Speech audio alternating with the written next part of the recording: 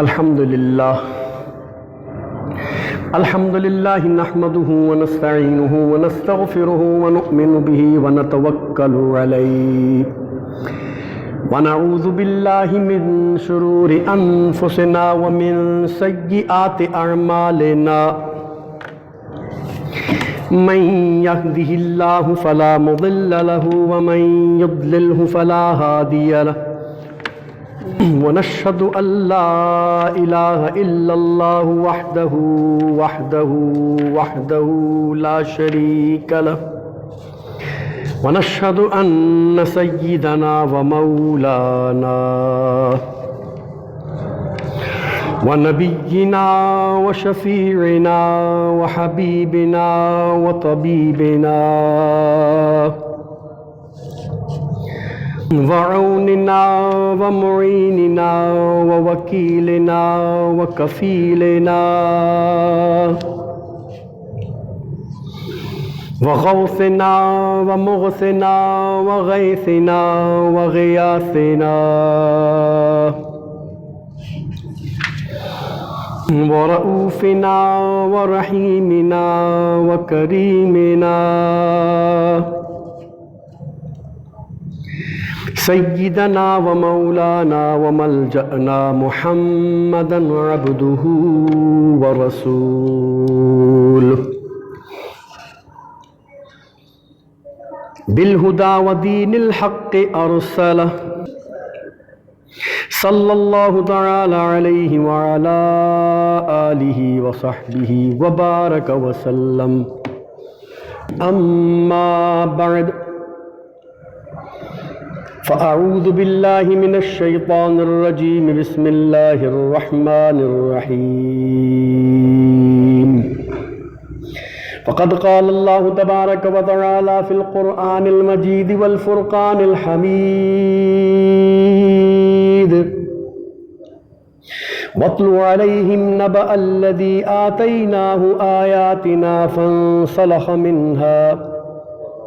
فانسلخ منها فأتبعه الشيطان فكان من الغاوين آمنت بالله صدق الله مولانا العظيم وصدق رسوله النبي الكريم ونحن على ذلك لمن الشاهدين والشاكرين والحمد لله رب العالمين۔ حمد و صلات کے بعد قرآن مجید فرقان حمید سورہ اعراف کی ایک آیت میں نے آپ کے سامنے تلاوت کی ہے۔ اللہ تبارک و تعالیٰ سے دعا ہے کہ وہ مجھے اس آیت مبارکہ کے اس ٹکڑے کے حوالے سے حق کہنے اور آپ کو سن کر سمجھنے، یاد رکھنے اور اس میں سے حاصل ہونے والی گفتگو کے ذریعے اپنے عقائد، اپنے معمولات، اپنے عملیات اور اعمال کی اصلاح کی توفیق رفیق مرحمت فرمائے۔ وما توفیقی الا باللہ العلی العظیم۔ جو آیت مبارکہ میں نے آپ کے سامنے پڑھی ہے اس میں اللہ تبارک و تعالی بنی اسرائیل کے ایک عالم کا ذکر فرماتا ہے۔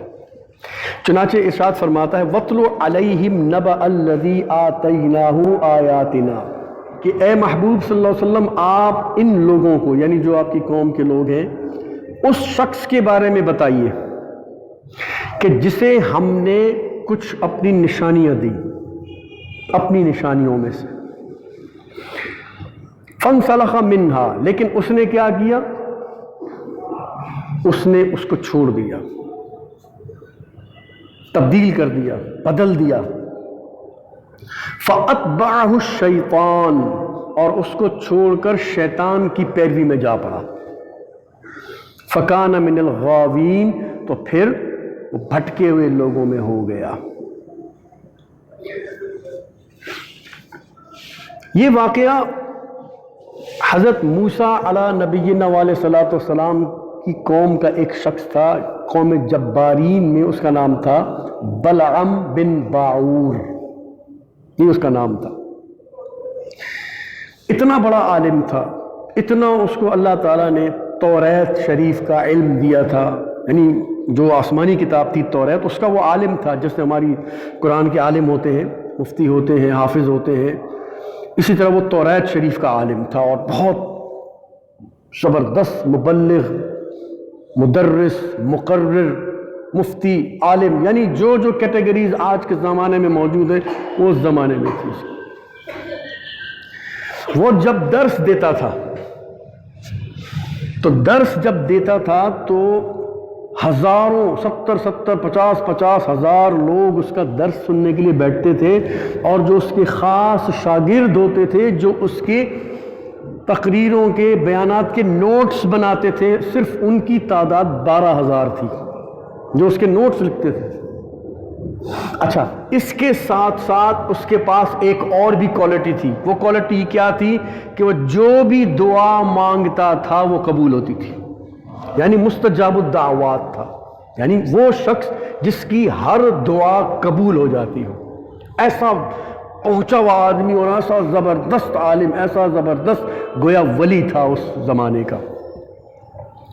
اللہ تبارک و تعالیٰ نے جب ان پر احکامات نازل کیے کہ آپ لوگ یہ کام کریں، زکوٰۃ دیں، یوں کریں، اس طرح پڑھیں، اس طرح کریں، جب احکام نازل کیے انہوں نے کہا کہ لو، ہمیں کیا ضرورت ہے زکوٰۃیں دینے کی، ہمیں کیا ضرورت ہے غریب مسکینوں کو جو ہے وہ کھانا دینے کی، پیسے دینے کی، ہم کیا ان کے لیے کماتے ہیں جیسے لوگ کرتے ہیں. تو انہوں نے انکار کرنا شروع کر دیا. ادھر اللہ تبارک و تعالیٰ نے بنی اسرائیل کو فرعون کے لشکر سے نجات دی، سمندر دریا میں ڈبو دیا ان کو. اب جب یہ لشکر دوسری طرف پہنچا بنی اسرائیل کا، تو اللہ تبارک و تعالیٰ نے فرمایا کہ اب چونکہ میں نے تمہیں فرعون سے نجات دی ہے اور دیکھو میں نے تمہاری کتنی مدد کی ہے، یعنی تم دریا کے اس کنارے پر تھے، پیچھے سے فرعون اپنا لشکر لے کر آ رہا تھا اپنے ہتھیاروں کے ساتھ تمہیں قتل کرنے کے لیے، میں نے کیا کیا، تمہارے لیے دریا کو پھاڑ کر رستہ بنایا. اللہ فرماتا وَإِذْ فَرَقْنَا بِكُمُ الْبَحْرَ، کہ ہم نے تمہارے لیے دریا کو چیر دیا، فَأَنْجَيْنَاكُمْ، اور تمہیں بچا لیا، وَأَغْرَقْنَا آلَ فِرْعَوْنَ، اور ہم نے فرعون اور اس کے ساتھیوں کو اس میں غرق کر دیا، وَأَنْتُمْ تَنْظُرُونَ، تم دیکھ رہے تھے نا. یہ اللہ فرماتا ہے، ان کو بتاتا ہے. پھر فرماتا ہے وَظَلَّلْنَا عَلَيْكُمُ الْغَمَامَ، اور جب تمہیں دھوپ تنگ کرتی تھی اس میدان میں تو ہم نے تمہارے لیے بادلوں کا سایہ کر دیا. ٹھیک ہے، وَأَنزَلْنَا عَلَيْكُمُ الْمَنَّ وَالسَّلْوَىٰ، اور جب تمہیں بھوک لگتی تھی تمہارے پاس کھانا پینا نہیں تھا تو ہم آسمان سے خوان، من اور سلوہ تمہارے پر بھیجتے تھے. یہ احسانات یاد دلائے کہ دیکھو میں اتنی قدرت رکھتا ہوں، میں اتنا کام کر سکتا ہوں. اب میں نے تمہارے لیے اتنا کیے، تم صرف یہ کرو کہ تم جا کر قوم جبارین سے جہاد کرو کہ وہ سرکشی کر رہے ہیں.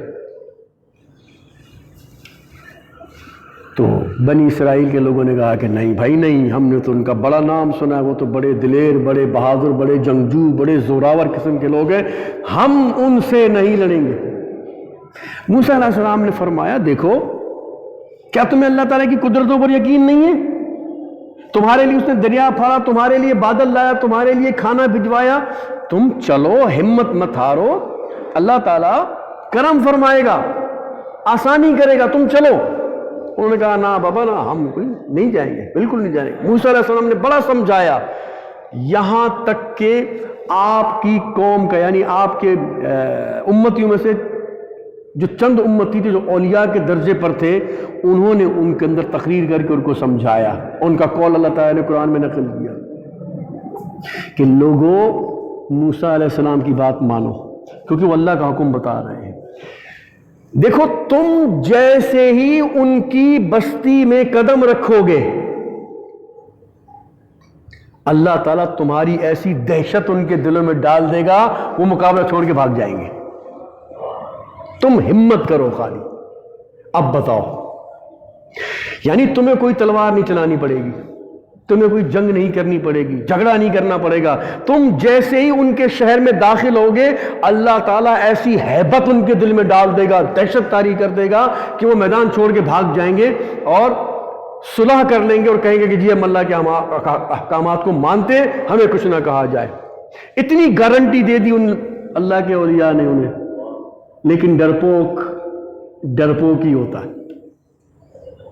انہوں نے کہا نا بابا نا، وہ اتنے بڑے ہو، کیا پتا ان کا اچانک ہتھیار نکالنے، کیا پتا وہ یہ کر دیں، کیا معلوم وہ یہ کر دیں، کیا معلوم۔ انہی وسوسوں کا شکار ہو کر انہوں نے موسیٰ علیہ السلام سے کہہ دیا فَاذْهَبْ أَنْتَ وَرَبُّكَ فَقَاتِلَا، اے موسیٰ اگر تمہیں جہاد کا اتنا ہی شوق ہے نا، جاؤ تم لڑو اور تمہارا خدا جا کر لڑے۔ اِنَّا ہَا هُنَا قَاعِدٌ، ہم تو یہیں بیٹھے، ہم تو نہیں جائیں گے۔ اتنی ضد مارتی۔ اچھا ادھر یہ ساری باتیں ہو رہی تھی، ادھر قوم جبارین جس کے اندر بلم باورا تھا، قوم جبارین نے دیکھا کہ موسیٰ علیہ السلام لشکر لے کر آ رہا ہے، یہ تو ہمیں تباہ و برباد کر دے گا، تو وہ بلم بن باور کے پاس آئے، کہہ لیں گے جناب والا آپ بہت پہنچے ہوئے شخص ہیں، آپ یہ ہیں، آپ وہ ہیں، آپ دیکھیں موسیٰ علیہ السلام اپنی قوم کو لے کر آ رہے ہیں ہم سے جہاد کرنے کے لیے، تو ہم آپ سے یہ گزارش کرنے آئے ہیں کہ آپ اللہ کے نبی کے خلاف بد دعا کر دیں کہ ان کا لشکر تباہ ہو جائے۔ کیا کریں؟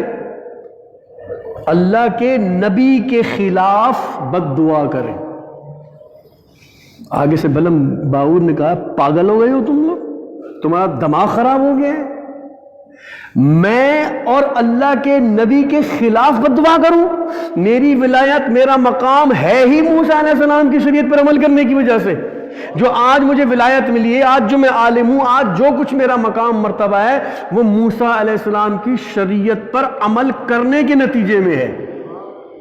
تو تم مجھے اسی نبی کے خلاف بد دعا کرنے کا کہہ رہے ہو؟ نکلو یہاں سے، چلو بھاگو ادھر سے، کیوں تباہ کرنا چاہتے ہو، مجھے برباد کرنا چاہتے ہو، بھاگو ادھر سے، بھگا دیا ہوں۔ انہوں نے کہا یار یہ ایسے نہیں مانے گا، ڈرایا ہم تیرے بچوں کو مار دیں گے، تجھے ذلیل کر دیں گے، خوار کر دیں گے، یہ کر دیں گے وہ۔ اس نے کہا جی کچھ بھی کر لو، میں بد دعا نہیں کروں گا۔ انہوں نے اور طریقے سے سمجھانا چاہا، ڈرانا چاہا، تجھے یہاں سے نکال دیں گے، تجھے شہر بدر کر دیں گے، اپنی طرف سے نکال دیں گے، تو مان جا ہماری بات۔ انہوں نے کہا نہیں بابا کچھ بھی ہو۔ انہوں نے کہا ہم تجھے قتل کر دیں گے۔ انہوں نے کہا جی قتل کر دو، میں پھر بھی بد دعا نہیں کروں گا۔ انہوں نے کہا جناب یہ تو ہر طریقے سے ہم نے آزما کے دیکھ لیا، اب کیا کریں؟ اب صلاح مشورہ کرنے کے لیے بیٹھے، شیطان آیا ان کے پاس۔ انہوں نے کہا میں حل بتاتا ہوں۔ آپ کون ہیں جی؟ یعنی کہ بس تم لوگ مشورہ کر رہے تھے، میں بیچ میں آ گیا ہوں، میں تم کو ایک زبردست مشورہ دیتا ہوں، تمہیں مشورے سے مطلب ہونا چاہیے، یہ کیوں پوچھتے ہو میں کون ہوں؟ میں تمہیں بتاتا ہوں کیا کرو۔ جی کیا؟ تو ان کو بتایا بھی ایسا ایسا کرو۔ انہوں نے کہا کہ ہاں ٹھیک ہے یہ بھی کر کے دیکھ لیتے۔ چنانچہ انہوں نے کیا کیا، بلم باور کی دعوت کی، بٹھایا اور سب کو اشارہ کیا۔ چنانچہ اب وہ سارے آتے گئے اور اس کے سامنے جناب بوریاں کھول کھول کے پھینکتے گئے، اندر سونے کی اشرفیاں، اس زمانے کی جو بھی کرنسی تھی، درم دینار لا کر زیورات، سونا چاندی، اس کے آگے ڈھیر لگانا شروع کر دیا۔ اور پھر دوبارہ اشارہ کیا تو انتہائی خوبصورت قسم کی جو وہ خواتین لا کے اس کے سامنے کھڑی کر دی گئی۔ کہنے لگے جناب آپ صرف بس دعا کر دیں، یہ سب آپ کا، یہ آپ کا معاوضہ ہے، فیس ہے آپ۔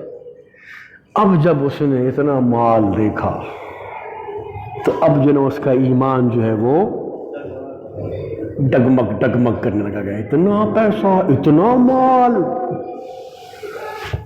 آج تک میں نے دیکھا نہیں، میری تو نسلیں کھائیں گی، میری تو نسلیں کھائیں گی۔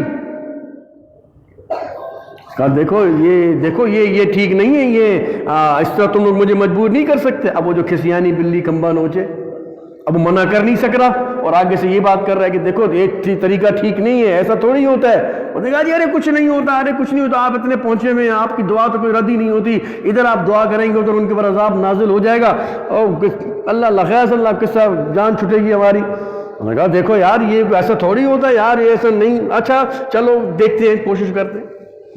سارا اس نے جناب اپنے قبضے میں لیا اور بد دعا کرنے کے لیے روانہ ہو گیا۔ اب اس کی طریقہ اور عادت یہ تھی کہ ایک مخصوص وادی کے اندر ایک چھوٹی سی پہاڑی تھی، اس پہاڑی کے اوپر چڑھ جاتا اور اس کی چوٹی پہ جا کے کھڑے ہو کر آسمان کی طرف ہاتھ اٹھاتا، دعا کرتا تھا، جب بھی تو اس کی دعا قبول ہو جاتی تھی۔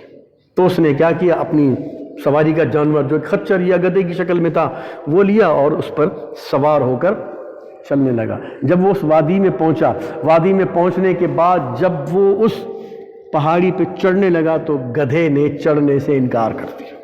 اب وہ گدھا نہیں چلے، اب وہ اس کو ادھر سے باغ کھینچے، ادھر سے باغ کھینچے، لگام کھینچے، ادھر سے کھینچے، ادھر سے کھینچے۔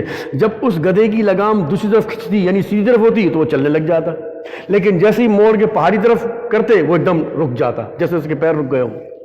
اب وہ جناب اس کو چھڑیاں مارے تو لاتیں مارے تو گھوسے مارے، پھر کھینچے، دائیں طرف موڑ دے تو چل پڑے، لیکن جب پہاڑی کی طرف جائیں لگے رک جائے۔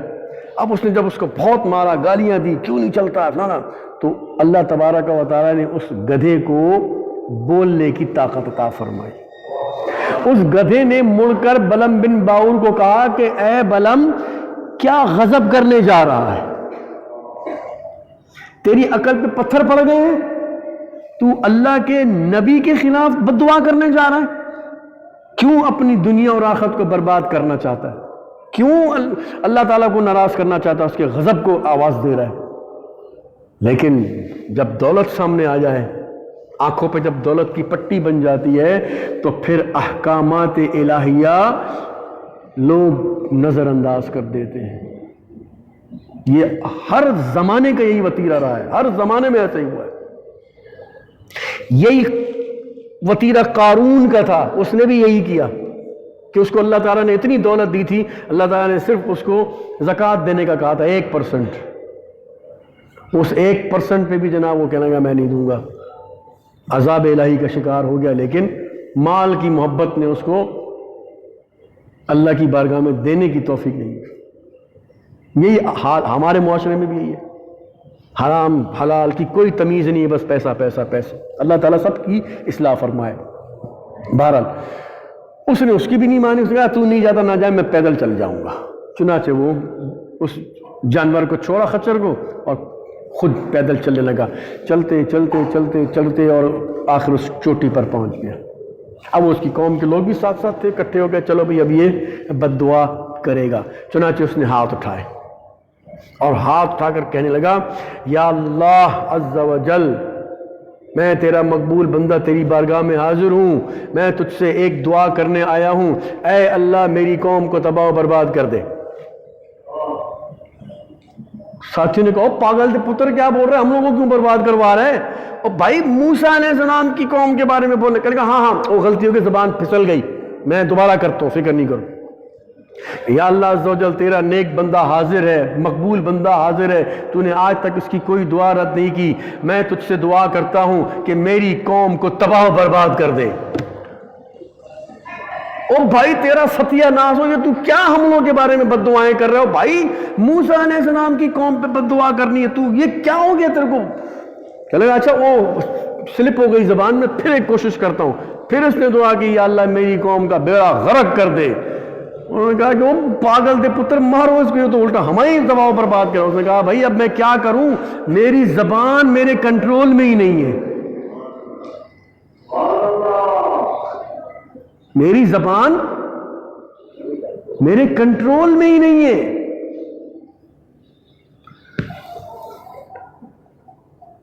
پانی کہاں پہ گر رہا ہے؟ اوپر سے تو نہیں گر رہا۔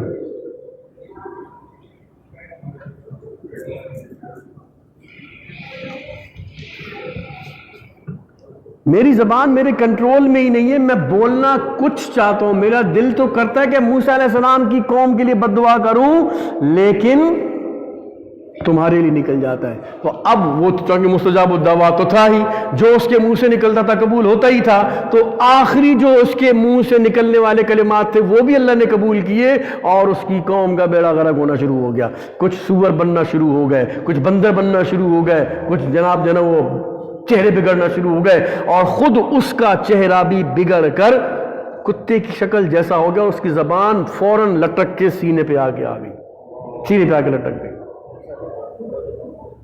اب جناب جو اتر کے نیچے آ گیا، اب جو باقی جو بچ گئے تھے ان کے پاس آ کے لگے یار تم لوگوں نے مجھے برباد کر دیا، اب تو میں تباہ ہو گیا ہوں، لیکن اب چونکہ یہ موسیٰ علیہ السلام کی وجہ سے میں تباہ ہوا ہوں، تو اب میں تمہیں ایک چال بتاتا ہوں، تم اس چال پہ عمل کرو تو موسیٰ علیہ السلام کی قوم سے تمہاری جان چھٹ جائے گی۔ وہ کیا چال ہے؟ اس نے کہا جس طرح تم نے مجھے پھنسایا ہے اسی طرح وہ یہی جاؤ ادھر بھی آزماؤ۔ کیا مطلب؟ کہنے لگا ادھر بھی سونے کی اشرفیاں اور جوان لڑکیاں لے کے پہنچ جاؤ، بنا سورا کے میک اپ وغیرہ خوبصورت بنا کے پہنچا دو ادھر۔ ایک شخص نے بھی اس 70,000 کا جو لشکر ہے یا 1 لاکھ کا لشکر ہے یا 2 لاکھ کا لشکر ہے، جو بھی جتنا بھی لشکر ہے، ایک آدمی نے بھی اگر بدکاری کر دی بس تمہارا کام، تم کامیاب ہو جاؤ گے۔ انہوں نے کہا جی ایک سے کیا ہوگا؟ انہوں نے کہا تم کر کے تو دیکھو، میں جانتا ہوں ہوگا۔ انہوں نے کہا ٹھیک ہے بھائی۔ انہوں نے جناب لڑکیاں اکٹھی کی اور جناب ان کو بھیج دیا اس لشکر میں۔ اب جب لشکر میں پہنچے، اب وہ خوبصورت بہت تھی تو مختلف سرداروں کے خیموں میں گھس گئی وہ، تو ایک آدمی جو ہے نا ایک لڑکی کو پکڑ کے لے آیا حضرت موسیٰ علیہ السلام کے پاس، کہنے کا جی حضرت یہ لڑکی مجھے بڑی پسند آ گئی تو میں اس کو اپنے استعمال میں لانا چاہتا ہوں، کیا میرے لیے حلال ہے؟ اجازت ہے؟ اس نے کہا توبہ کر، بکواس کر رہی ہے، یہ کیا بک بک کر رہا ہے تو؟ ہم لوگ یہاں پر جہاد کے لیے آئے، یہ فتنہ ہے، یہ شیطان کا وار ہے تم پر، چھوڑ دو اس کو۔ او موسیٰ ایک سے کیا ہوتا ہے، اس سے کیا ہوتا ہے، آپ بھی خامخواہ اتنی سختی کرتے ہیں، ہم لوگ گھر بار چھوڑ کے آئے ہوئے۔ حضرت نے فرمایا چھوڑو چھوڑو ہٹو، نکلو یہاں سے، خبردار اس کو ہاتھ مت لگانا بری نیت کے ساتھ۔ انہوں نے کہا جی کچھ نہیں ہوتا۔ وہ لے گیا اور اس نے اس کے ساتھ جو ہے نا وہ کوئی معاملات کر لیے۔ بس ادھر 2-3 معاملات ہوئے، ادھر اسی وقت اللہ تعالیٰ کا عذاب اس بنی اسرائیل پر نازل ہوا۔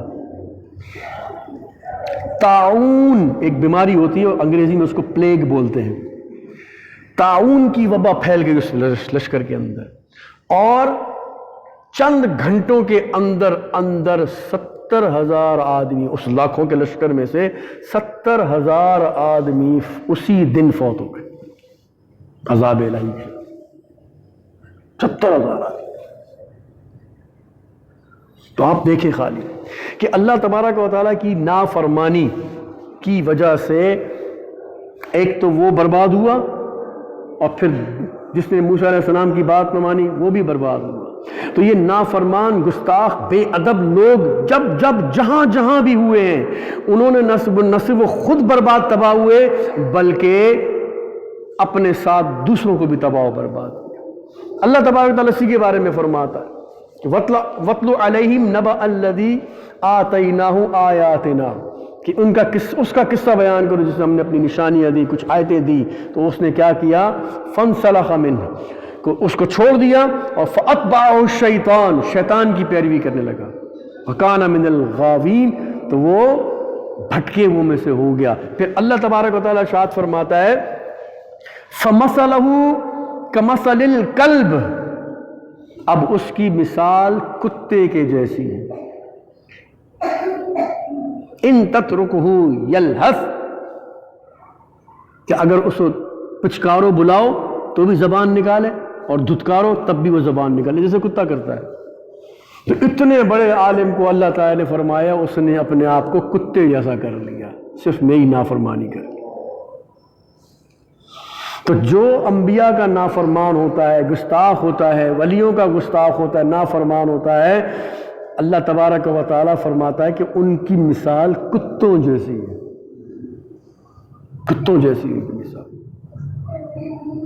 تو ہر قسم کی گستاخی سے، وہ گستاخی چاہے وہ انبیاء علیہ السلام کی ہو، وہ گستاخی نافرمانی اولیاء کرام کی ہو، صحابہ کرام کی ہو، قرآن مجید کی ہو، خانہ کعبہ کی ہو، مسجد کی ہو، پیروں مرشدوں کی ہو، فقیروں کی ہو، ماں باپ کی ہو، استادوں کی ہو، الغرض ہر وہ شخصیت، ہر وہ چیز جس کو اللہ تبارک و تعالیٰ نے کوئی مرتبہ دیا ہے، اس کی گستاخی دنیا اور آخرت کی تباہی کا ذریعہ بنتی ہے، انسان برباد ہو جاتا ہے۔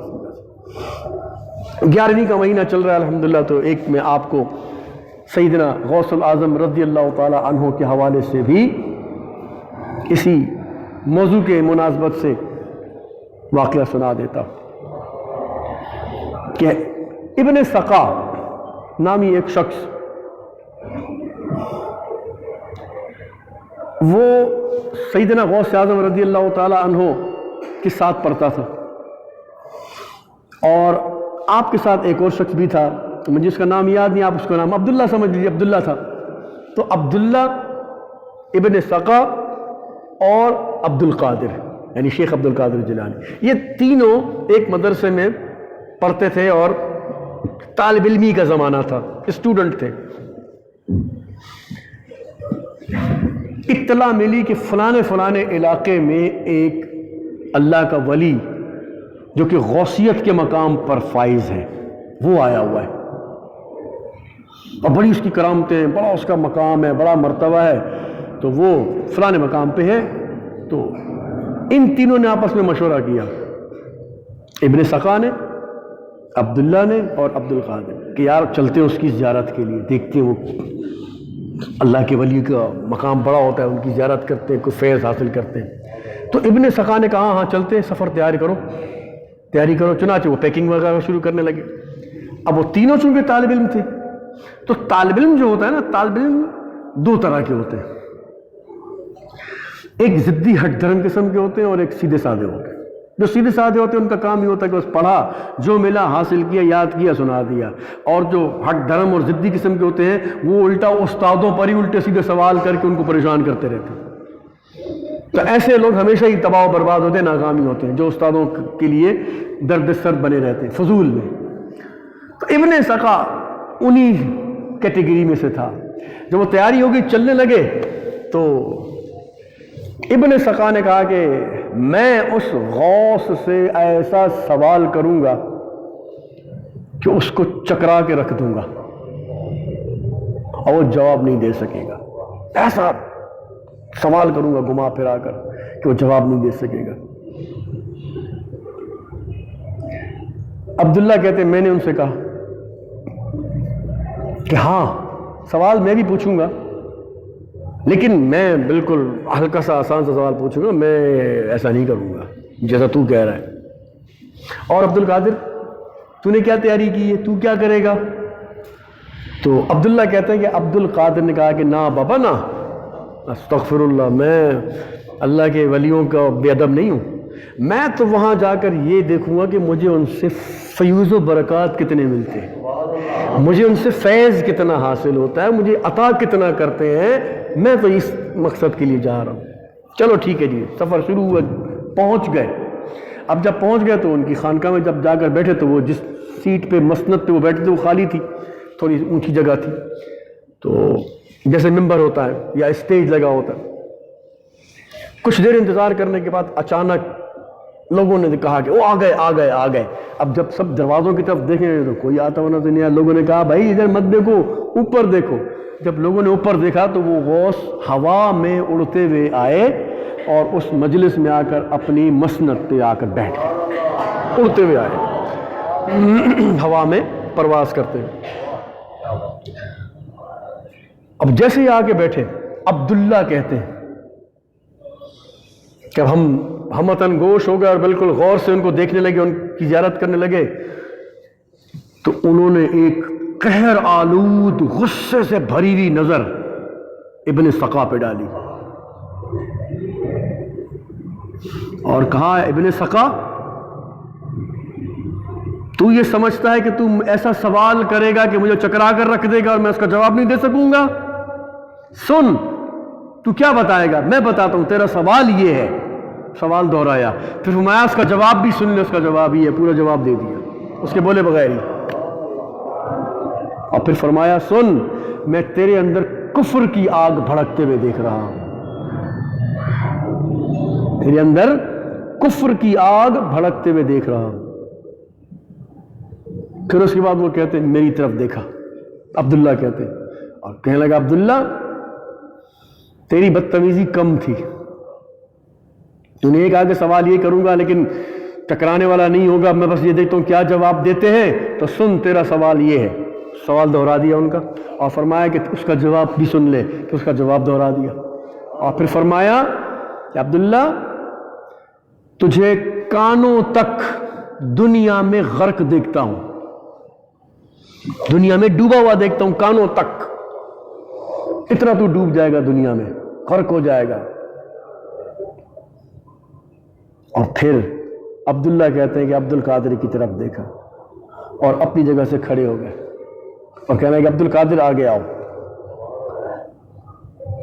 سیدنا غوث اعظم رضی اللہ تعالیٰ عنہ فرماتے کہ وہ آگے گئے تو اس غوث نے پکڑ کے آپ کو اپنے سینے سے لگا دی،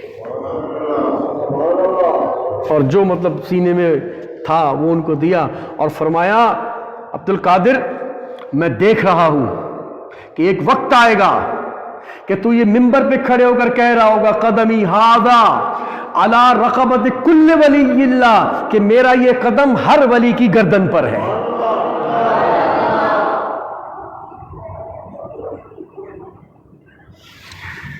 پھر اس کے بعد انہوں نے آپ کو واپس جانے کا کہا، اور پھر وہیں سے پرواز کرتے ہوئے وہاں سے چلے۔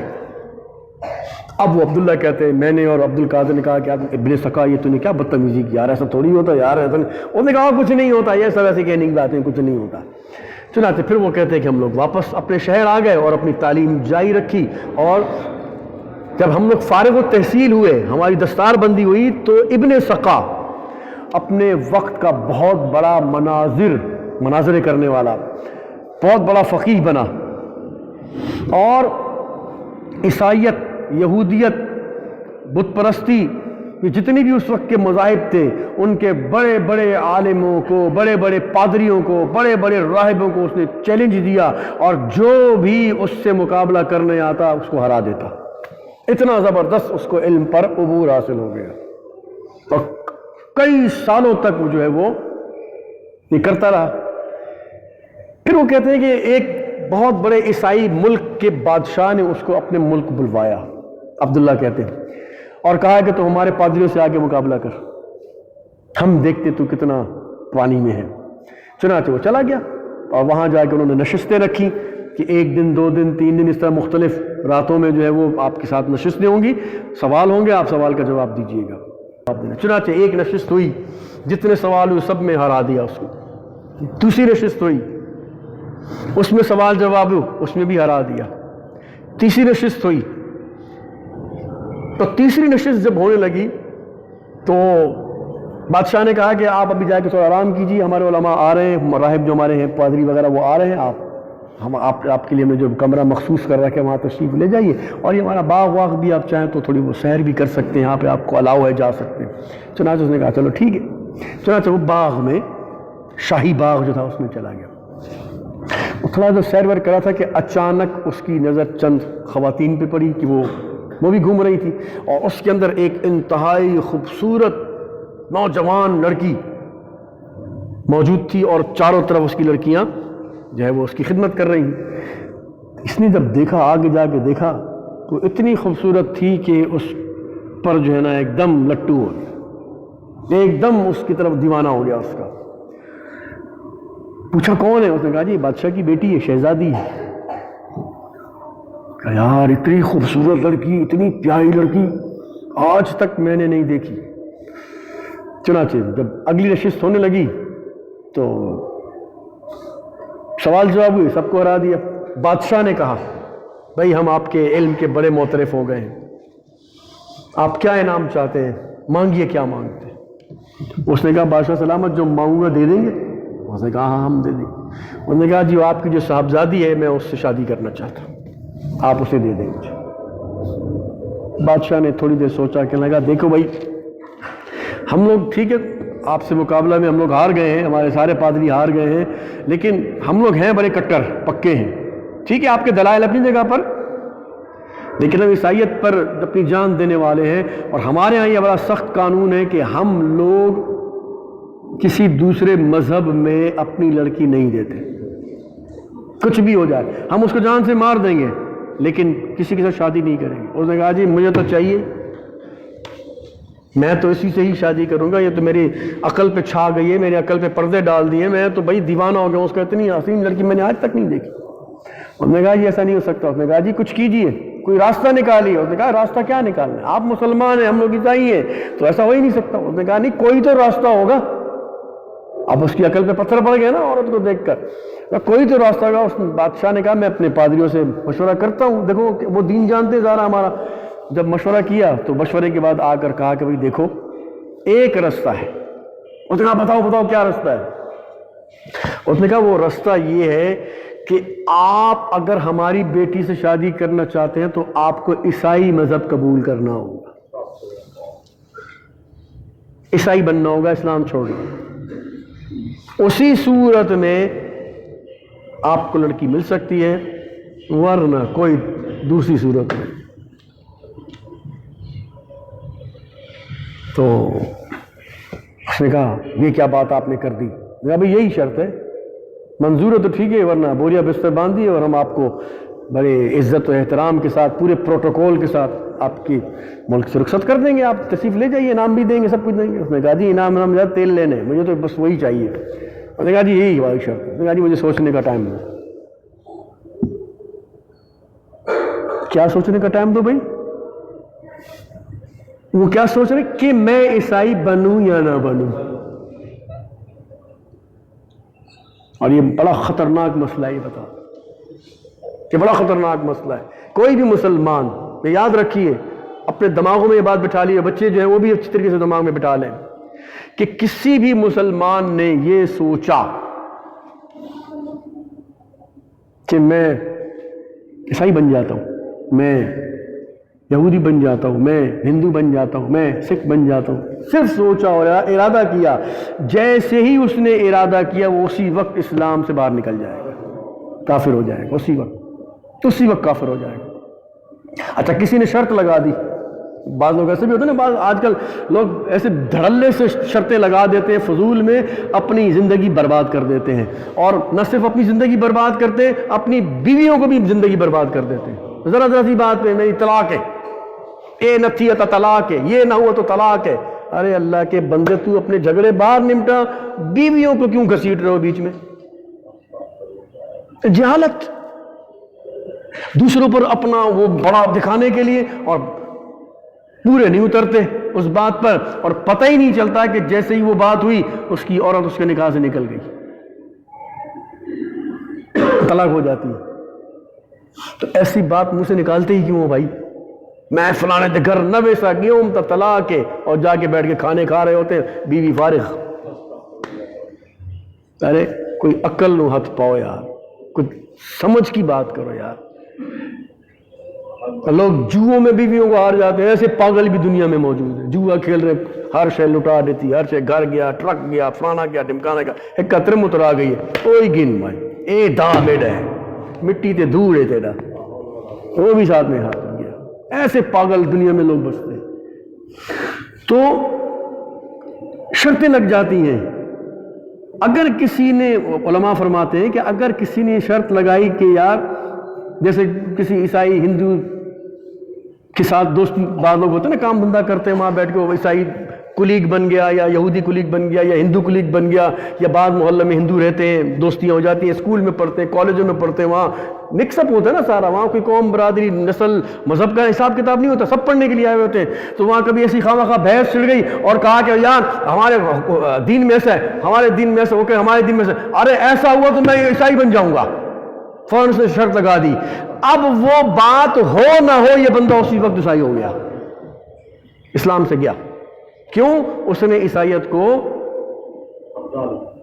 پسند کیا، بھلے وہ 1 سال بعد، 10 سال بعد کہنے کا کہہ رہا ہو، وہ اسی وقت اسلام سے باہر نکل جائے گا، عیسائی ہو جائے گا، اس کے سارے اعمال برباد، اس کے نکاح ٹوٹ جائیں گے، اس کی بیعت ٹوٹ جائے گی، سب کچھ ختم، وہ بالکل زیرو پہ آ جائے گا۔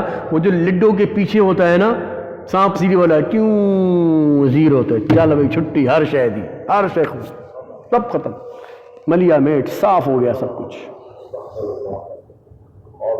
تو ایسا نہیں کرنا چاہیے۔ اسی لیے تو شرط کو ہمارے دین اسلام نے منع کیا، شرطیں نہیں لگایا کرو، کیونکہ شرطیں لگانے کے لیے عقل اور سمجھ کی اور ٹھنڈے جذبات کی ضرورت ہوتی ہے۔ لوگ ایسے ٹھوک دیتے ہیں، یہ ہو جائے گا تو وہ ہو جائے گا تو فلانا تو ڈمکا، ایسا نہیں کرنا چاہیے، اللہ تعالیٰ سے ڈرتے رہنا چاہیے۔ بہرحال اس نے سوچا کہ میں ہوں کہ نہ ہوں، تباہی تو اسی وقت آ گئی اس کی۔ اب جب ہو گئی، اور اب پیچھے وہ بد دعا بھی چل رہی تھی کہ تیرے اندر کفر کی آگ بھڑکتے ہوئے دیکھ رہا ہوں، وہ ولی کی بد دعا اور ولی کی نافرمانی بھی اپنا کام دکھا رہی تھی۔ تو آخر اس کے دماغ نے، شیطان مردود نے اندر یہ بھوسا ڈال دیا کہ یہ لڑکی ہاتھ سے چلی گئی، ایمان کا کیا بعد میں پھر مسلمان ہو جانا، لڑکی کو سمجھا بجھا کے تو عالم ہے، تو اس کو قائل کر لینا بعد میں، ایک ہفتوں میں، 15 دن، مہینے بعد، 2 مہینے بعد، تو تیری بیوی تو بن ہی جائے گی، تو بھی مسلمان ہو جانا، اس کو بھی مسلمان کر دینا، کیا بڑی بات ہے۔ اور ایسا شیطان نے اس کو لپیٹے میں لیا کہ اس نے کہا کہ ہاں ٹھیک ہے، یہ طریقہ صحیح ہے، یہ ٹھیک ہے۔ چنانچہ بادشاہ کے بتایا گا جی میں تیار ہوں، استغفر اللہ ربی کل ذنب واتوب۔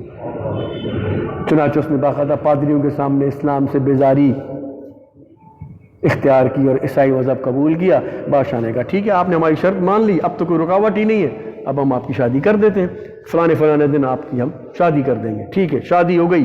شادی کر کے جناب ان کو جب ایک کمرے میں اکٹھا کیا گیا، جس طرح اکٹھا کیا جاتا ہے، تو جیسے ہی وہ اپنی بیوی کے پاس پہنچا، ایک دم اس کے ہاتھ پیر مڑنا شروع ہو گئے اور منہ پہ فالج کا اٹیک ہوا، لکوہ ہو گیا، ہاتھ پیر مڑ گئے اور جناب دھڑام سے گر پڑا۔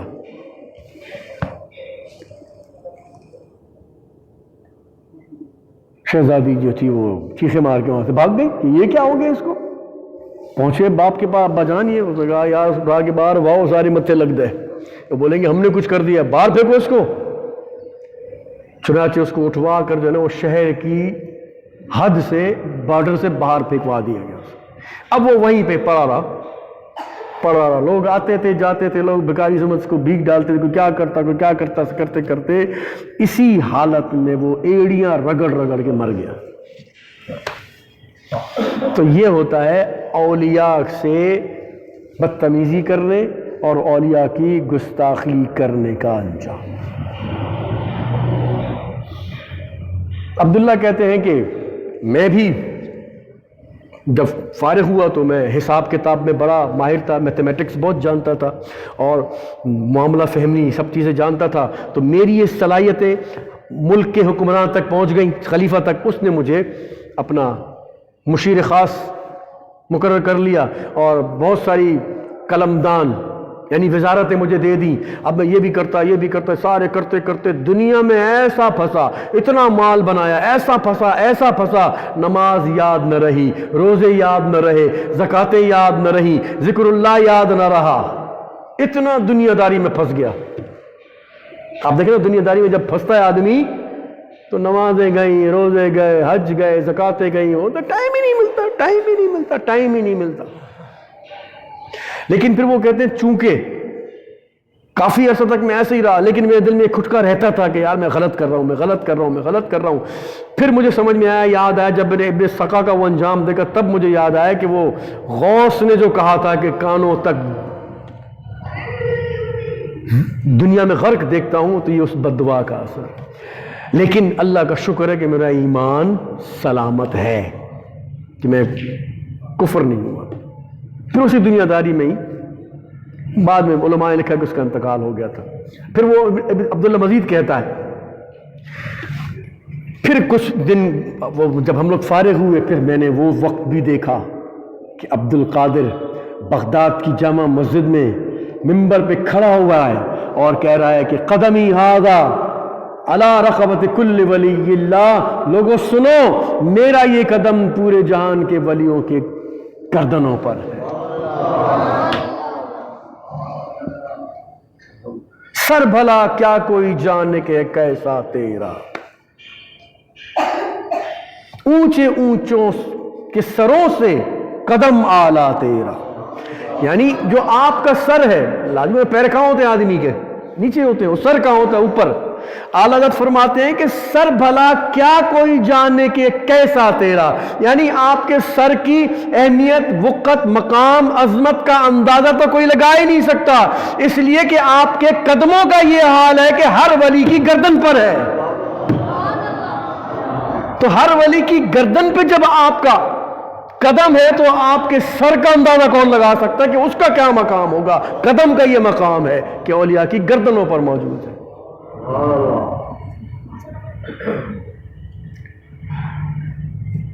تو سیدنا غوث العظم رضی اللہ تعالی عنہ کو اللہ تبارک و تعالی نے وہ مقام و مرتبہ عطا فرمایا جو آپ سے پہلے کسی کو نہیں عطا فرمایا اولیاء میں۔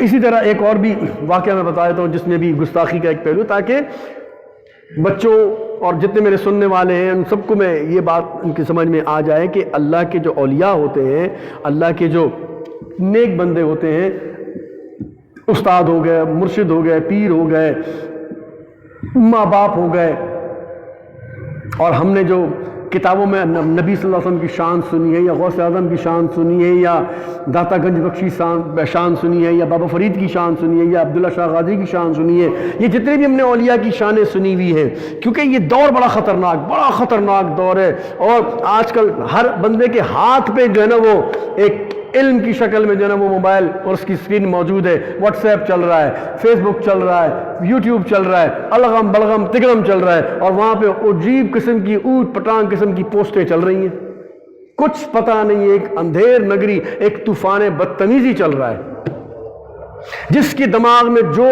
بکواس خناس ہوتی ہے وہ بھر دیتا ہے، اور سننے والا پڑھنے والا دیکھتا ہے وہ اماموں کے بعد اس کا کیا مطلب ہے، یہ ٹھیک ہے، یہ غلط ہے، یہ اچھا ہے، یہ برا ہے۔ ارے تم کیوں ان چکروں میں پڑتے، دفع کرو۔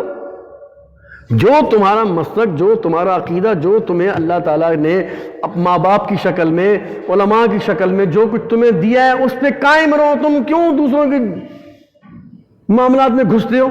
چھوڑو۔ لیکن چونکہ میں بتا رہا ہوں نا کہ فتنہ ہے، فتنے کا دور ہے، فتنے سے لوگ بچنا بڑا مشکل ہوتا ہے، تو طرح طرح کی پوسٹیں آ رہی ہوتی ہیں، طرح طرح کے لوگ عجیب و غریب قسم کی تقریریں کر رہے ہوتے ہیں، بیانات کر رہے ہوتے ہیں، 2-2 منٹ کے، 5-5 منٹ کے، 10-10 منٹ کے کلپ بنے ہوئے ہوتے ہیں، اور اس میں جناب جس کا جو جی چاہے لگا پڑا ہے۔ اگر ہزاروں کی تعداد میں کلپ آ رہے ہیں تو 2, 4, 5, 10 ہی میں ٹھیک ہوتے ہوں گے، باقی سارے کے سارے ایسے فضولیات، تو ان میں نہیں پڑھنا چاہیے۔ تو گستاخی جو ہے، بے ادبی جو ہے، نافرمانی جو ہے، یہ بڑی خطرناک چیز ہوتی ہے، یاد رکھو، بڑی خطرناک چیز ہوتی ہے۔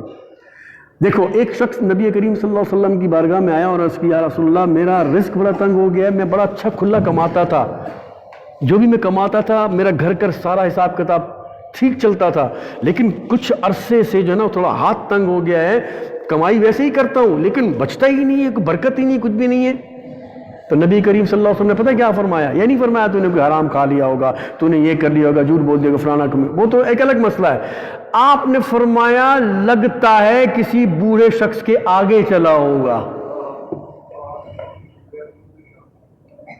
کسی بوڑھے شخص کے آگے چلا ہوگا، مطلب کسی بوڑھے شخص کے آگے چلنا بھی اس بوڑھے کی توہین ہے، بے ادبی ہے، پیٹھ آپ نے کنڈ کر دی نا اس کی طرف، پیٹھ کر۔ تو ایک بوڑھا وہاں یہ نہیں فرمایا اپنے باپ کے آگے چل گئے ہوگے، اپنے دادا کے آگے چل گئے ہوگے، اپنے فلانے رشتہ دار، نہیں، فرمایا کسی بوڑھے، یعنی ایسا شخص جو مسلمان بوڑھا تھا تم اس کے آگے چلے ہوگے، اس کی بے ادبی کا وبال تمہارے پر آ گیا کہ تمہارا رزق تنگ ہو گیا ہے۔ اندازہ لگاؤ، ایک وہ شخص جس کو آپ جانتے ہی نہیں، مسلمان ہے، اس کے آگے چلنے پر یہ ہو رہا ہے، تو آج لوگ ماں باپ کے ساتھ کیا کر رہے ہیں؟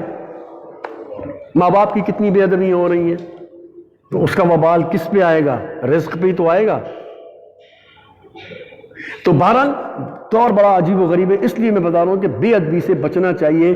مسجد ہے، اس کی ادب کا خیال رکھیں۔ اب یہ بچے جیسے مثال کے طور پہ نادان ہیں، نہ سمجھے، ان کی تربیت ہونی چاہیے، ماں باپ کو چاہیے۔ اب مسجد میں بچے یہاں جھگڑ رہے تھے، لاتے چلا رہے تھے، نہ سمجھے، ان کو پتہ نہیں ہے، یہ کس کی ذمہ داری ہے ان کو سمجھانا؟ ماں باپ کی، کہ بیٹا مسجد میں جاؤ، مسجد کے یہ تقاضے ہیں۔ اب وہ ماں باپ جب خود ہی مسجد میں داخل نہیں ہوگا تو بچے کو کیا سکھائے گا کہ مسجد میں کیا کرنا ہے؟ اس کے لیے تو ایک نئی جگہ ہے یہ۔ اور چھوٹے بچے تو وہ بولتے ہیں تماشا لگے، واہ بھائی واہ، جھک رہے ہیں، سارے جھک رہے ہیں، سارے سجدے میں جا رہے ہیں، یہ تو تماشا ہے، کھیل ہے اس کے لیے، کبھی ادھر بھاگتا ہے، کبھی ادھر بھاگتا ہے، یہ سب کچھ چل رہا ہوتا ہے مسجدوں میں، کھیل رہے ہوتے، شور مچا رہے ہوتے۔ کیوں؟ باپ ہی نہیں آ رہا، بڑا ہی بھائی نہیں آ رہا، چاچا نہیں آ رہا، ماموں نہیں آ رہا، وہ دیکھتا ہے اذان ہو رہی ہوتی ہے، میرا باپ گانے سن رہا ہوتا ہے، میرا بھائی جناب جو وہ تاش کھیل رہا ہوتا ہے، اور جناب یا پھر وہ باہر فٹ پاتھ پہ بیٹھ کے گپے ہانک رہا ہوتا ہے، ادھر اذانیں ہو رہی ہوتی ہیں، نمازیں ہو رہی ہوتی ہیں، اور جناب یہ سب بیٹھ کے گا گا گا ہا ہا کو کی یہ سب کچھ کر رہا ہوتا ہے۔ جب وہی بچہ یہ سب کچھ دیکھ رہا ہوتا ہے، وہ کیسے مسجد میں آئے گا؟ اور آئے گا بھی تو مسجد کا تقدس کیسے سمجھے گا؟ کوئی باپ اپنے بچے کو مسجد میں لا کے نہیں بولتا پتر آرام سے کھڑے رہنا، دیکھو بدتمیزی نہیں، خبردار یہاں شور مت کرنا، اونچی آواز میں بات نہیں کرنا، یہ اللہ کا گھر ہے۔ کتنے باپ اپنے بچوں کو بتا دیں؟ کوئی بھی نہیں۔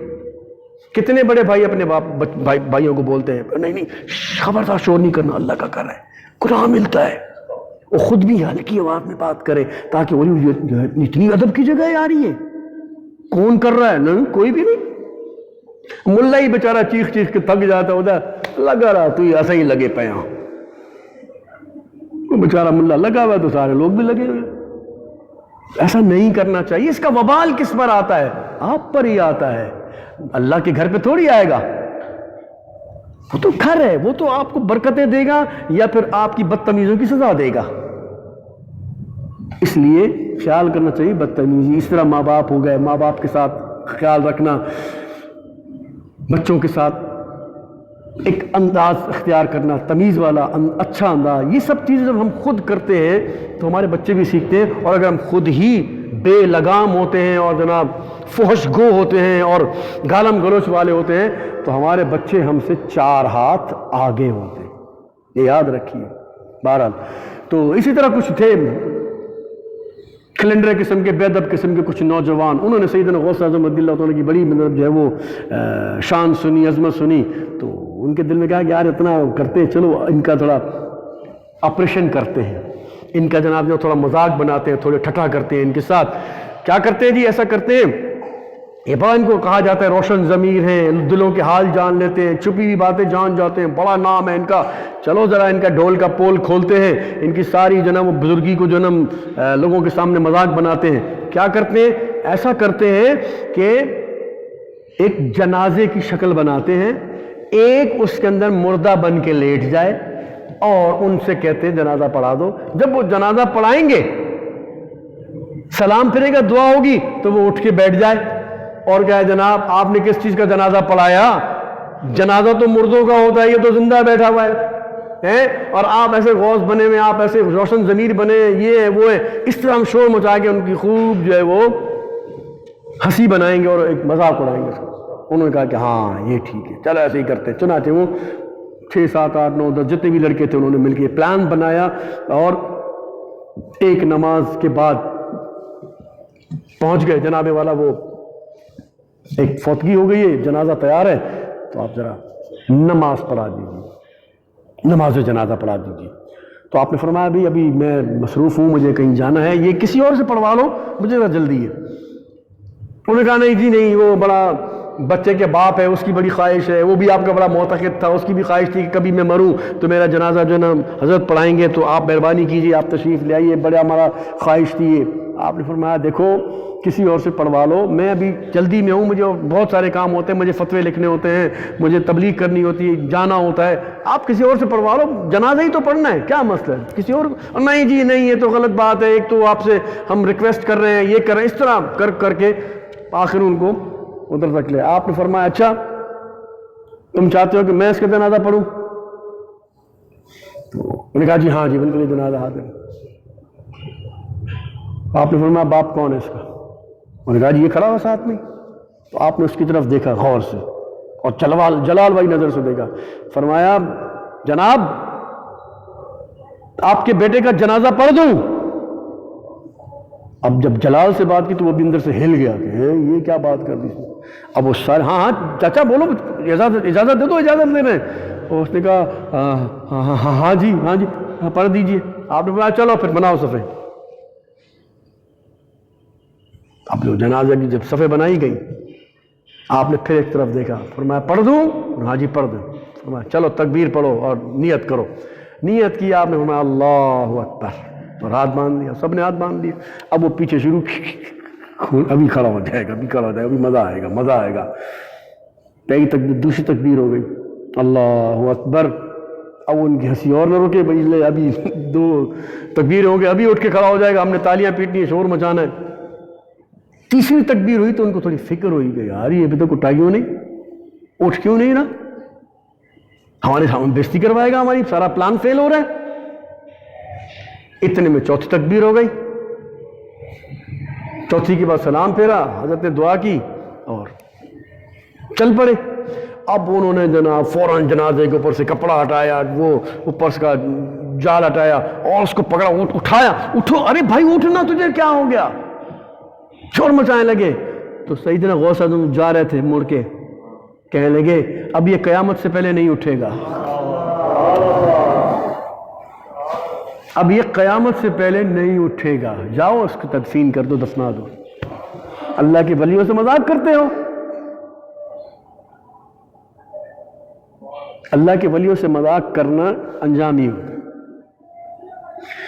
تو اس لیے سمجھانے کا مقصد یہی تھا، گفتگو کرنے کا مقصد یہ تھا، اور قرآن کی آیت کے ذریعے بلم بن باور کا جو، حالانکہ قرآن میں اور بھی چند بدبختوں کے واقعات ہیں، جس میں سامری کا بڑا مشہور واقعہ ہے، پھر ولید بن مغیرہ کا بڑا واقعہ ہے، اسی طرح اور فرعون کا واقعہ ہے، قارون کا واقعہ ہے، نمرود کا واقعہ ہے، حامان کا واقعہ ہے، شداد کا واقعہ، یہ سارے مردود تھے، یہ سارے بدتمیز تھے، سارے نافرمان تھے۔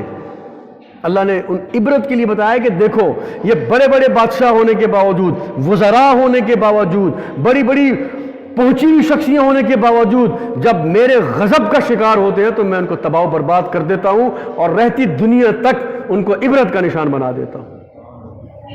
تو اس لیے اللہ عز و جل کے انبیاء علیہ السلام اور اس کے اولیاء علیہم الرحمہ، صحابہ کرام علیہم الرضوان، اور ہر وہ جس کو اللہ تبارک و تعالیٰ نے کوئی مرتبہ، کوئی مقام دیا ہو، اس کی نافرمانی کرنا، اس سے بدتمیزی کرنا، اس سے گستاخی کرنا سوائے تباہی اور بربادی کے کچھ نہیں۔ اللہ تبارک و تعالیٰ ہمیں سمجھنے کی توفیق عطا فرمائے، ہمیں ہر قسم کی گستاخی سے، ہر قسم کی بدتمیزی سے، ہر قسم کی نافرمانی سے محفوظ و مأمون فرمائے۔ آمین ثم آمین بجاہ النبی الامین وما علینا الا البلاغ المبین۔ صلاۃ و سلام کے لیے آ جائیے۔